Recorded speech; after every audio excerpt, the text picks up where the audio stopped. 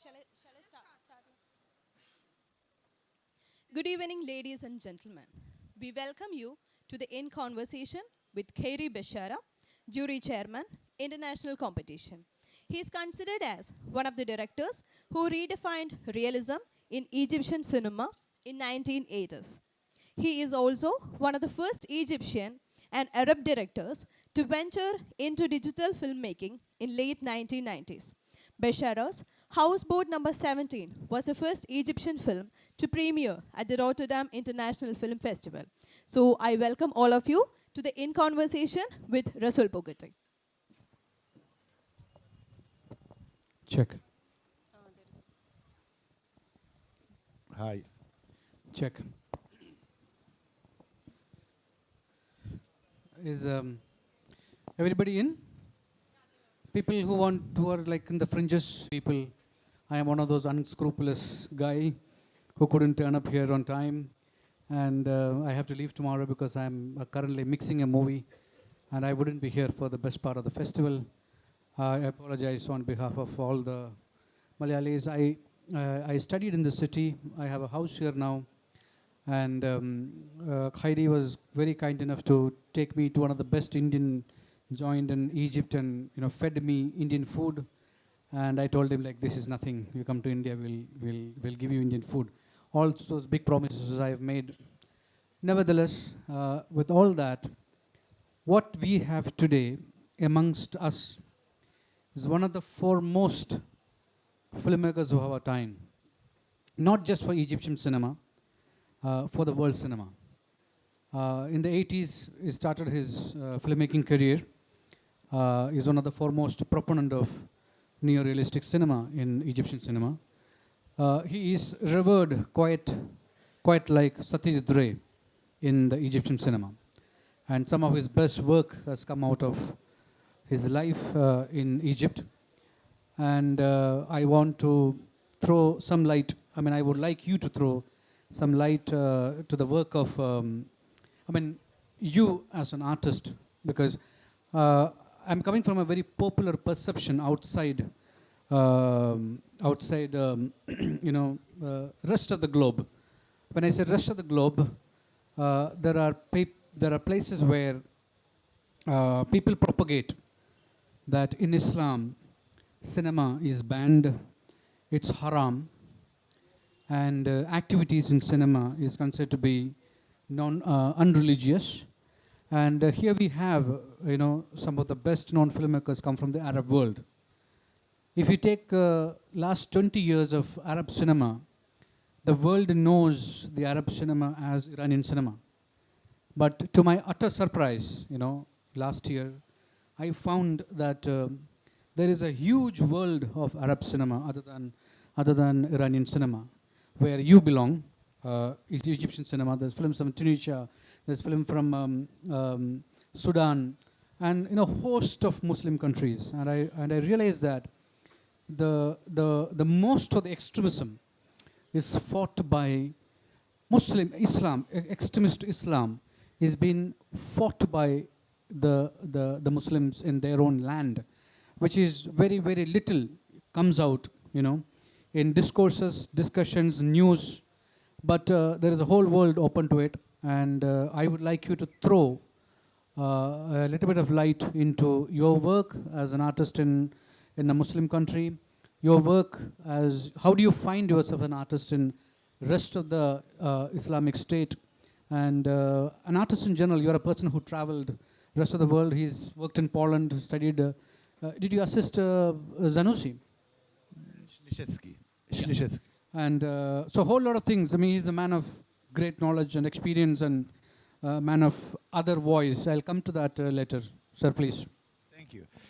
First of all, thanks a lot that you make me here and get me here. And really, I appreciate Kerala a lot.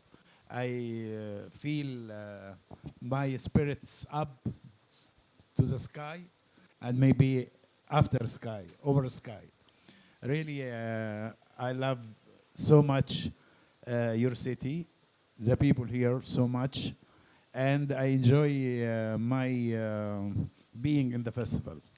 Give him a big round of applause. Thank you. So about, as Rasul mentioned, uh, you see, I see I can't say no extremists in my country because, of course, they are. But, Oh, Egypt is different. but some problems is created for me. I see it's created by regime, not this regime before Mubarak and Sadat. You see, it's created by regime itself. Because when you say, for example, Copts, it means Copts is Egyptian Christian, and I am Christian, but I am not. I am not religious. Or I am religious in my way. I believe in my way. So, and I love Islam. I love Muslims. So, and in my country, I am, how to say, I have no problem through my career as a Egyptian Christian. No, never. I feel I am, يعني, they treat me so, يعني, how to say, I have no problem at all. So I see regime creates this problem between Muslims and Christian. Why? Because who is مضطهد, I don't know the word in English, مضطهد, who is neglected. Yeah, kind of a minority on the Yeah. people on the fringes. Minority is not Copts. Minority in Egypt is majority Muslims, because Muslims are poor, and they doesn't want them to share in politics. They doesn't want to improve their economical and raising their social and economical standard of living. So the real minority is Muslims, not Copts. And they create this problem between Copts or Christian and the Muslims, especially to avoid the real problem. That's if you want to go to the essence of the problem. So if I have to take 2 points from what Mr. Khairi has said, is that extremism is not something that comes from the tenets of the religion, but from regime, which is quite true. If you look at the post-independent history of India, also it is you see that it is quite true, because every religion preaches peace. Every religion talks about love and living together. It's a togetherness. Christianity talks about brotherhood, and Islam similarly talks about brotherhood and living together. So religion cannot be the reason. It is the political will of every regime is that creates the spat. And the second point is that being a minority is not the how many number of people who live in that country, but rather it is how being a part of a larger community, but how you suppress the community from being a part of the mainstream is what actually minority is all about. That's a very good and very valid cultural point, because there's a heated discussion about minority in India. For years, right from the beginning when the post-independent era of India, ever since we've been, there's been a huge discussion about who is a minority, what makes a minority, what needs to be given to them, all that. And our forefathers of our constitution has foreseen something which even after 70 years of India's independence history, we were not been able to sort of implement it and uplift, a certain. It's word marginous. It's word minority is people who is on marginous. Yes. And mostly they are the majority. Yeah. Yeah. So coming back to your work, India and Egypt is very, very similar in terms of the popular music it holds. We are very, very familiar with some of the Algerian musicians like Khalid and other people, and a lot of Egyptian musicians. And the way music is used in their mainstream film. You know, like the way we use music in our mainstream cinema is exactly the same way Egyptian have used music in the cinema. So how do you see the similarity between the two nations, which have nothing in common, but they're connected with their music and cinema? As I remember when I was too young, Indian films like Sangam, Suraj, and before this film, very famous Yeah, Mother India. Mother India. So this film was very hits and not in the first row of the cinemas. It's also go to many cities, small cities, very popular. These Indian films, commercial films, and of course, for example, I remember maybe the most was Sangam. You know, in Egypt, when you walk around on the road, if they spot you, an Indian, if they spot you, they have come to me and said, Amitabh Bachchan? I said, no, Rasul Pukuti. Shah Rukh Khan? Then I showed him a photo of me and Shah Rukh Khan. Trust me, this tourist guide didn't accept money from me to show the whole of pyramids around and all that. So that's how, that's kind of love they share, which is connected with cinema. So do you feel the mainstream cinema in Egypt is quite different from the cinema that you practice? You see, Egyptian cinema, it's the first projection of cinema at 1895, 96 in Grand Café in, through Lumiere Brothers in Paris. Egypt has the same near date for the first projection in Alexandria. And one of big theorists in France, when saw Egyptian cinema long ago, maybe at 50s, 60s, and they saw a film called The Will. It's produced 39. And he discovered this film, it's proceeding Italian realism. And Kamal Salim, this director, at 39, he make something near, very close to Italian new realism after Second War. Yeah. So, of course, like Indian cinema, most Egyptian films, يعني musical,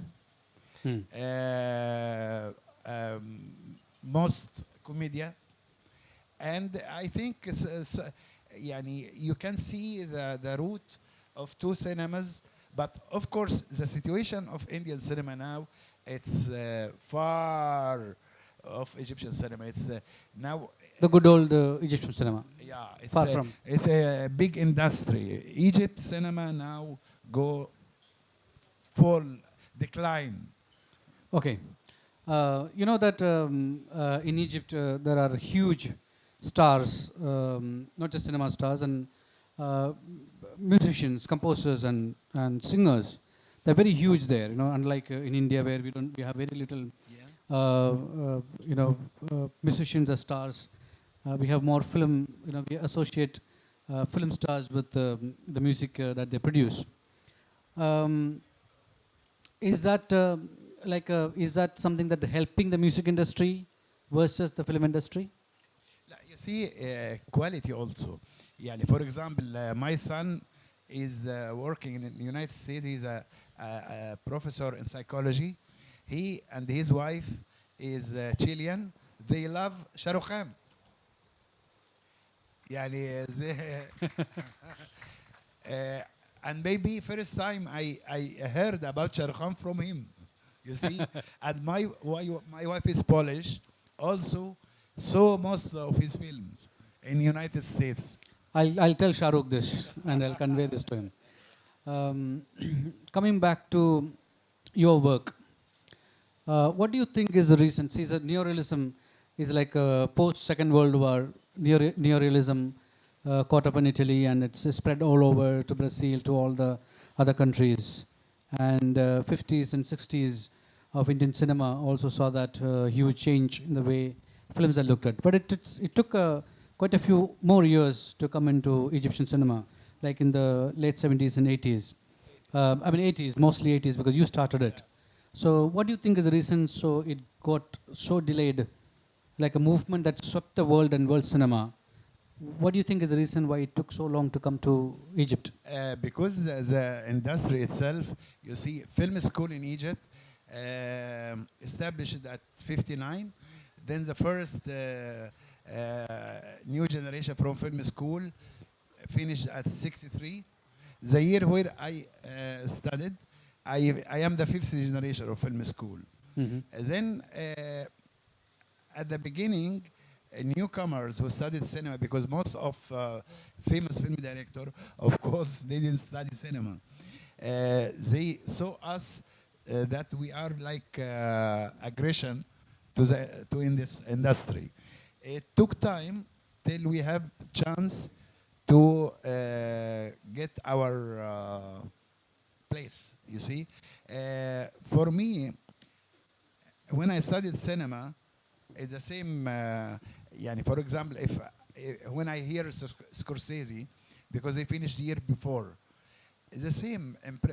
We saw when we studied cinema, Sergio Ray, Fellini, Visconti, Pasolini, Nouvelle Vague, French Nouvelle Vague.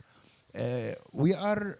You want to change cinema with we against commercial and against star system and against makeup. You see, and when it's very strange when we came at 80s. For example, one of big stars asked the producer she want to work with me after she saw my second film. And when she met me, by the way, she was wife, Omar Sharif wife. Okay. Fatir Hamama, his wife. She said, you hate actors. I say, never. I can't hate actor. I hate star system. That's the difference. And she was really, she worked with me, agree for my conditions, because, for example, she said, if I see Nasser's picture on my room, I can't act. And I put the picture because I was young. For me, fuck a star system. Yeah. I have to make what I want, not to make what stars want from me. So, because I come to cinema not to be famous, for fame, not for money, not for anything, because I am very modest. I don't feel I am exceptional or I am better than anybody. I am equal like anybody cleaning street. I am the same. I am not superior. So wow. So when I do cinema, I want to change my society. My main target, I want this society go forward. Then my first 4 films was very cruel, as a realistic films, very too honest, maybe. Then I changed after 4th film because I met when I have car at that time.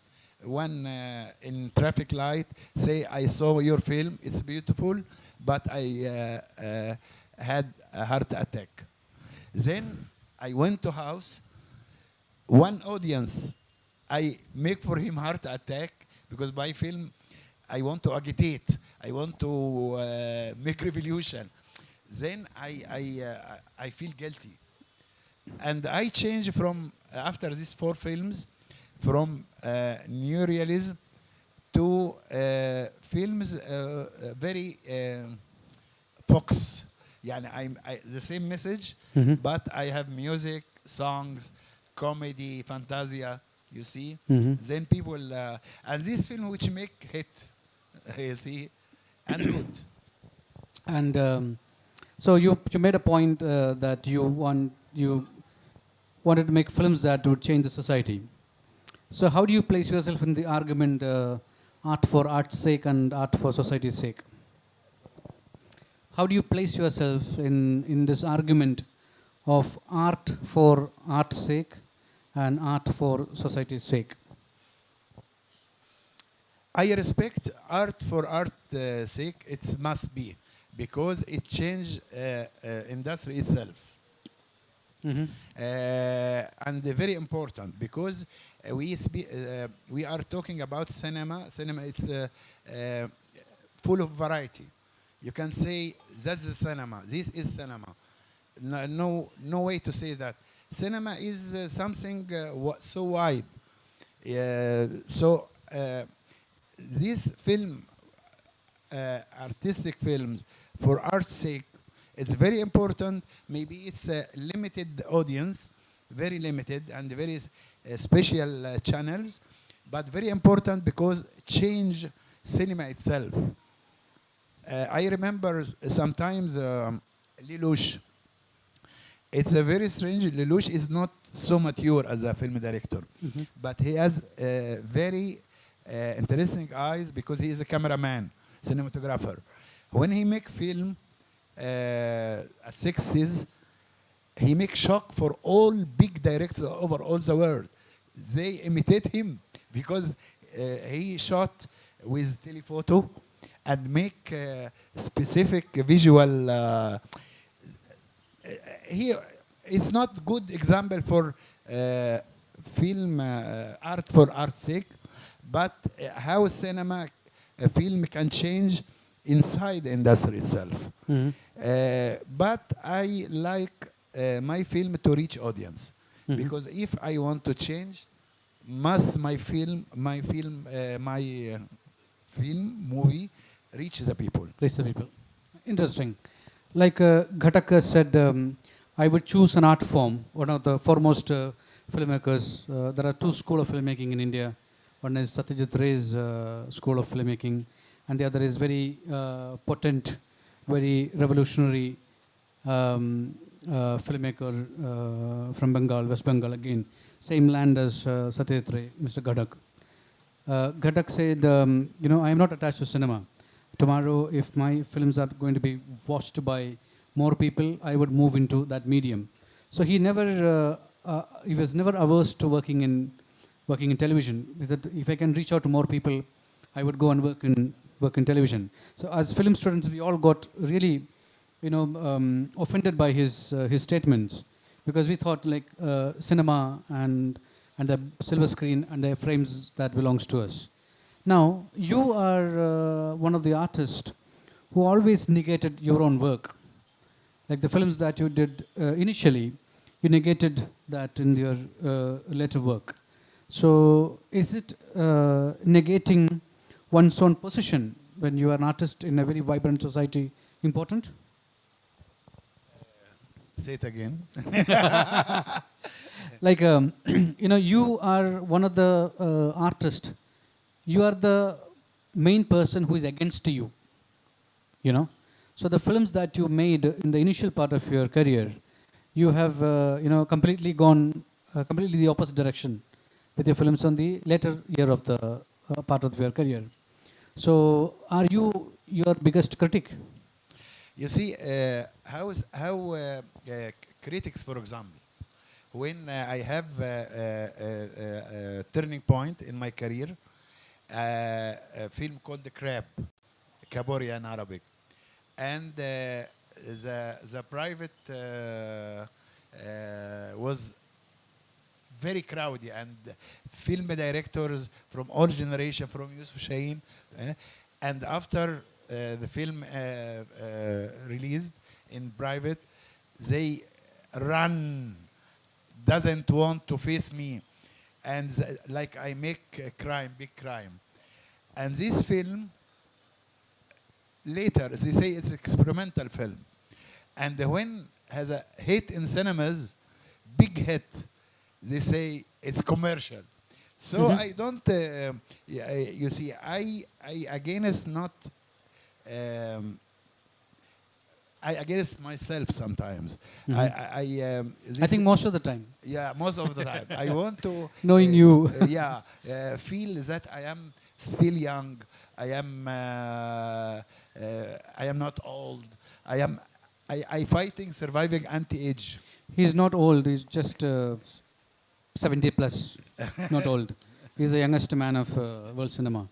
Um, 73. 73, to be precise. I didn't want to say that, but look at his energy. Um, Coming back to your work, something like, I actually would like to read something to you, to the audience, because who are not familiar with Mr. Khairi's work. There was a very interesting film that he has made, which is, first of all, he's one of the very first digital filmmakers in that part of the world. And he made a film over many, many years. And particularly talking about a film like Moondog, I would like to read out something about Moondog. Someone has written about Moondog.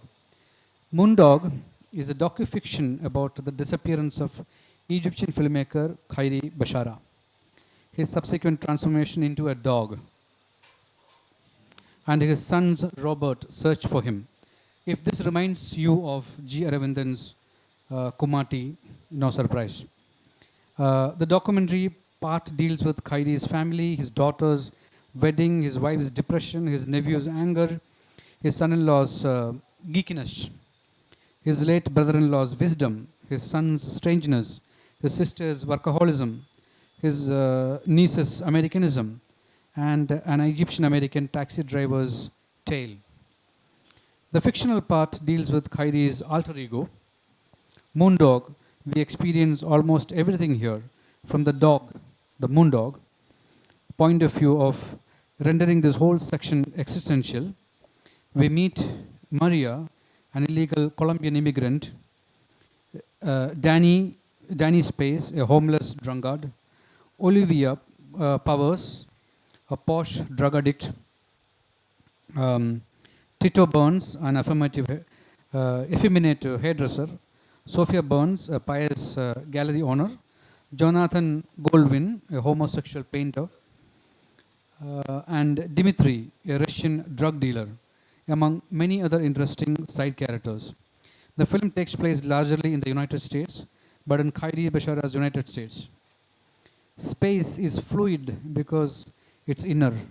The film was shot over a period of 11 years with different camcorders, rendering the final look aesthetically interesting and actually anthropological, but also giving the complex narrative a sense of timelessness. Moondog is an inner journey of spacelessness and psychological, the spiritual, the physical, the intellectual, the philosophical, and the emotional. This is what Moondog is all about. Let me read the rest of the thing. My dear Khairi, I just finished watching Moonlight. I love you, Khairi. What I can say, you made me laugh, you made me cry, and you made me wonder. It's a love letter to your family, to cinema, and to humanity.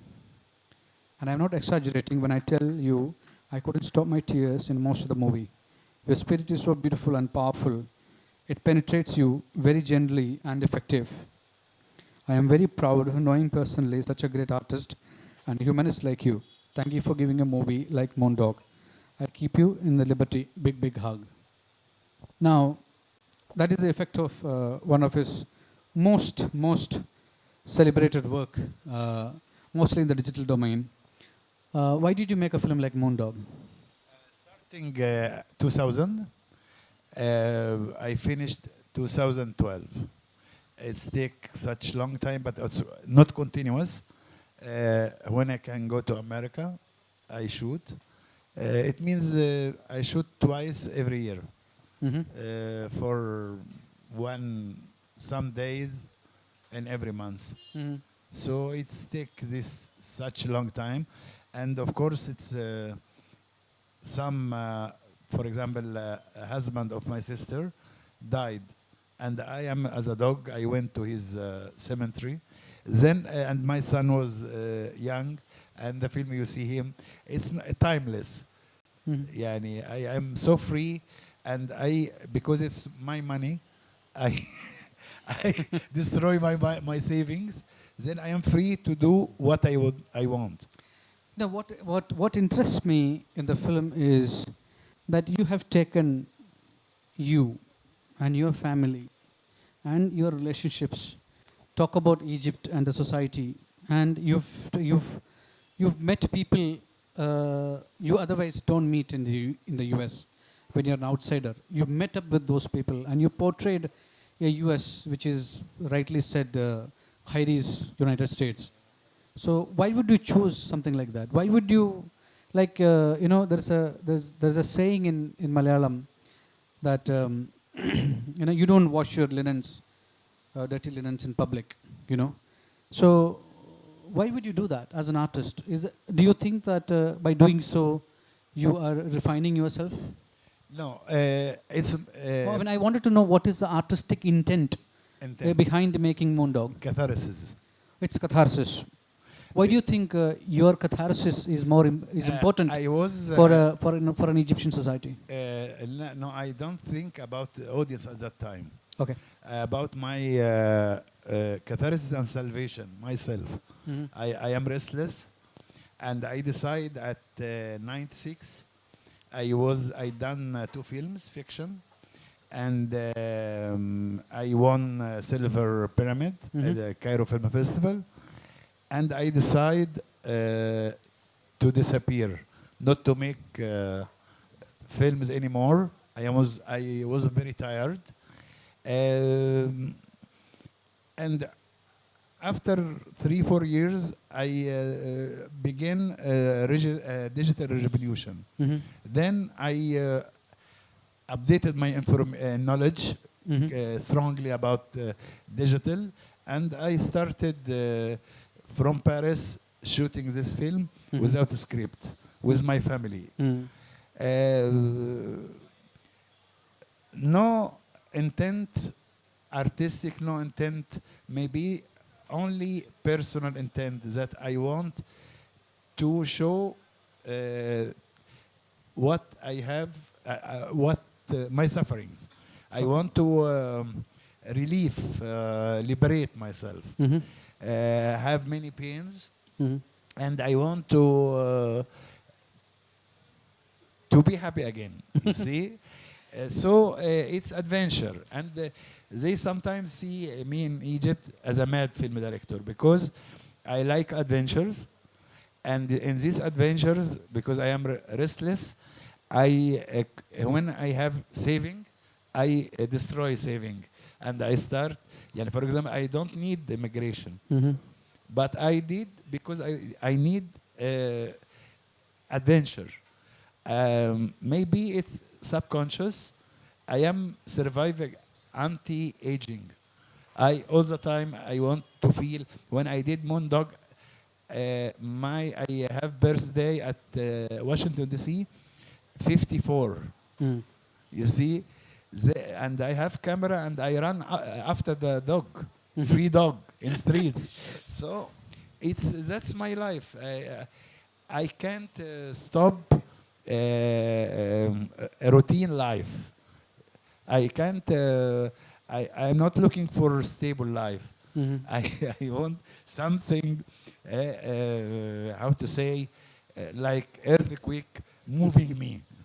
No, I was asking you because we are today living in a modern world where we keep our personal life separate and we keep our artistic life out for judgment, but we don't keep. We always keep our personal life very, very, very, very private. And there comes Khairi Bashara with his most intimate, with all the vulnerability, most intimate moments of his life, of 11 years of his life, put it out as a film for people to watch and wash themselves. I think that needs a lot of artistic integrity.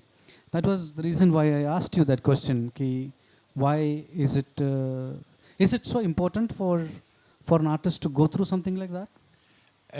Sure, because it's you see in digital era, you are free, rather with no budget for personal expression. Everybody can be a film director in every home. Maybe I remember Coppola has a very famous at that time, a little fat girl, maybe 14 years old, took the camcorder of her father and make professional film. So it's we are in with mobile. You can make film. Yeah. You see, and I want to be free. because when I at 60s, I dreaming about 60 millimeter, Hmm. but never I did make like in America, Casavets. I didn't make any 60 millimeter. Sometimes I say, why not 8 millimeter Okay. fiction film? You see, that's our dreams about ambition about cinema at that time when we were young. When I make this film, I remember my youth. I must return back for my dreams when I study cinema. And also, you see, most of say that films look like me, my films. And I tell you, one film is very famous still now in Egypt, Hmm. very strange, for me strange, called Ice Cream in Gilim. Ice cream. I did in 92, Hmm. and this film, young, stop me in the streets because they remember this film. They know songs, dialogue, and next March in Saudi Arabia, in Jeddah, they make preservation for my films, most of my films. And why? Because this film, at 80s, when they are child, Saudi, yeah, they only video cassette, very popular, and they saw ice cream. They told me this film was in every Arabic home discussion about the film. Hmm. Hmm. So I think personal cinema, if you make commercial, you have commercial and also can be mixture with personal. And no, personal expression, not anti against commercial cinema. And I did in my hits this kind of marriage between personal and the commercial. I take two things from you. One is that being an artist, he break himself into penury and he start building again. And every time he does that, he finds new expression. And coming from a filmmaker of the other, Islamic countries, how do you see other Islamic countries like Tunisia, Sudan, and other filmmaking countries? How do you see those films are, in the whole context of the global filmmaking scenario? North Africa, like Tunisia, Morocco, Algeria, they have situation of cinema better than in Egypt. Why? They have no industry like in Egypt, but they contemporary or recent cinema is better because they have no tradition. They have no harvest, heavy on their back. They are free, and most of these films supported or funded by France Francophonic Fund.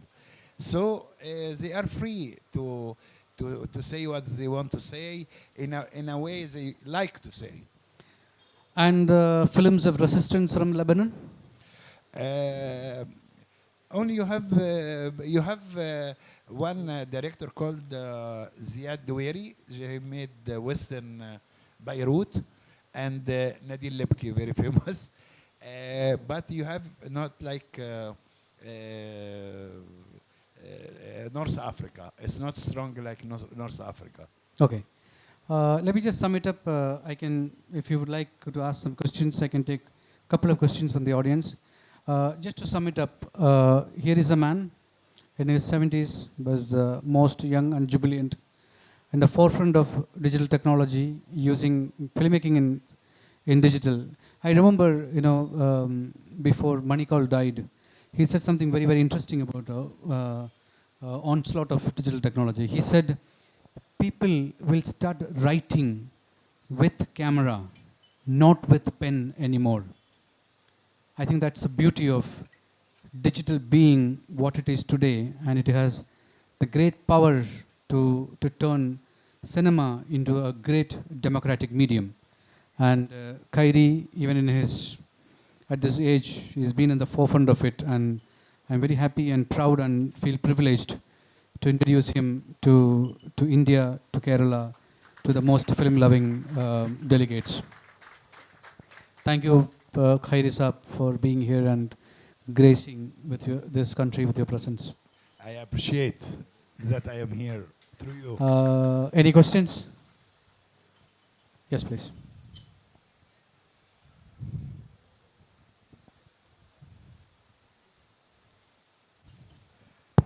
Sir, you said you make cathartic cinema for the release of your personal sufferings.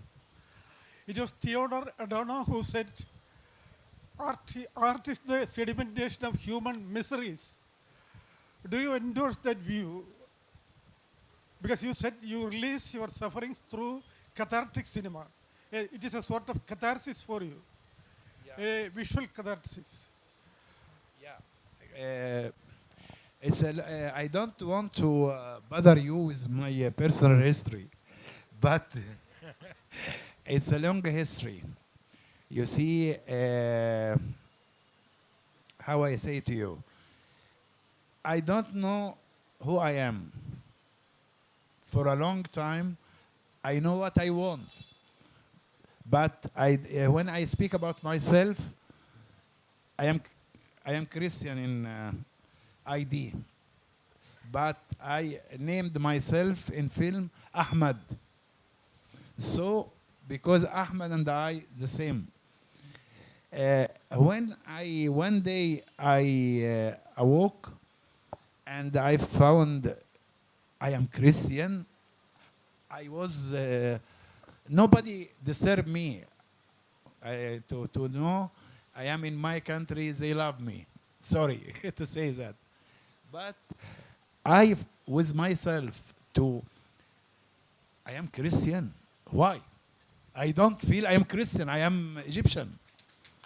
يعني I hate divide people, Christian, Muslim, Hindus, Jew. Why? Why is this stupid? Sometimes we want to kill everybody, make bad things like devils, like Shaitan. If you believe in God, God didn't kill the Shaitan, devil. Did God kill the Shaitan? Why we want to kill him? So it's very strange. And my mother, because she went to America, because my sister immigrated long years ago, she helped her, she can work, she helped her with children. And I didn't think about another nationality through my mother or through my wife. My wife is Polish. And you know Poland now in Schengen. You see, I didn't think about another nationality at all for many years of my life. And when you are Christian? Why? Then I started to open a window for me, door for me. I want to escape, to find myself, to understand, to see from far, from distance. I did once a trip, very strange, at 73. I don't want to live in Egypt. And I went to Poland, and I bought a ticket without return to Beirut. And from Beirut through trains, and I have no money, $100 only in my pocket, till I went to Poland. And I worked 1 year in Poland, but I have bad situation, 3 Polish. At 3 o'clock, I have no girl with me.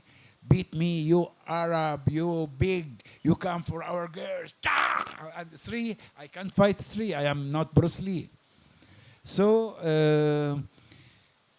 I went to the director who I worked with as assistant. He said, if you remain here, stay here, and work, I choose you forever as my assistant because you are better than people here. But, of course, your ambition to be film director. You will be here second citizen. And that is the first time I heard word second citizen. Why? يعني everywhere I am cosmopolitan. Everywhere it's my land. if you believe in God, everywhere is my land. Every man, every woman is my brother and sister. Everywhere. Why I have to? So for me, it's so sad. I returned back to Egypt before war of 73, and I decided to be filmmaker by force. I was aggressive. And I got a year later make my first documentary. This if I tell you this part of my life, this small part, because I lived 1,000 years. It's too long I lived. So that's why I need, as a restless man, and I am looking to be young all the time. I am looking for catharsis. Then I can renew.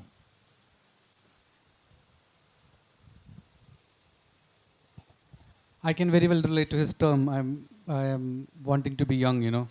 The kind of girls that roams around him when he is in Egypt is like, you know,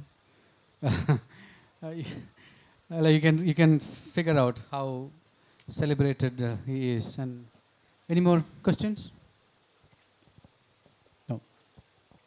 So we call it an evening, and thank you for enlightening us with your wonderful life and work.